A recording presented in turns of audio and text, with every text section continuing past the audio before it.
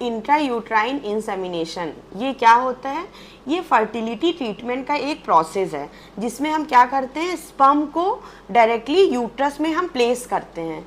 अब इसकी ज़रूरत क्यों पड़ती है? तो बहुत सारे कपल ऐसे होते हैं जो बहुत दिनों से नेचुरली कंसीव होने की कोशिश कर रहे थे पर वो नहीं प्रेग्नेंट हो पा रहे हैं।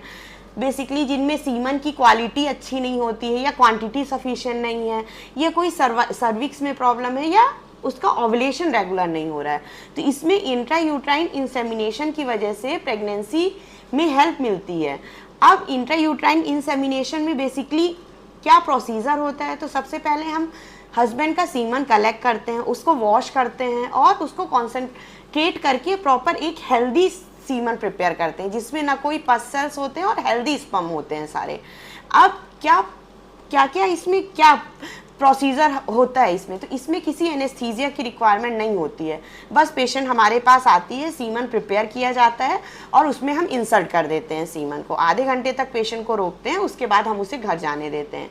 तो न इसमें हमें किसी बेहोशी की ज़रूरत होती है। अब क्या टाइमिंग होती है इंट्रायूट्राइन इंसेमिनेशन की? तो ये हम उसी समय इंसर्ट करते हैं जब मरीज को ओवुलेशन होने वाला रहता है।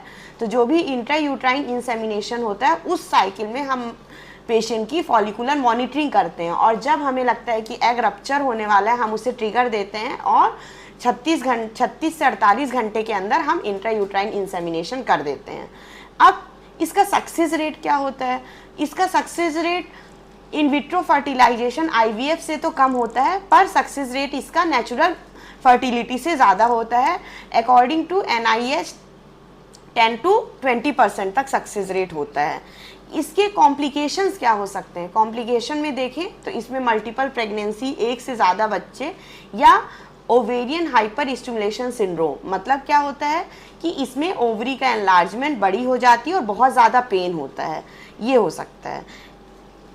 इसका कॉस्ट क्या होता है? तो ये IVF के बदले बहुत सस्ता होता है। IVF के मुकाबले इसका जो होता है प्रोसेस ईजी होता है और सस्ता होता है। Thank you.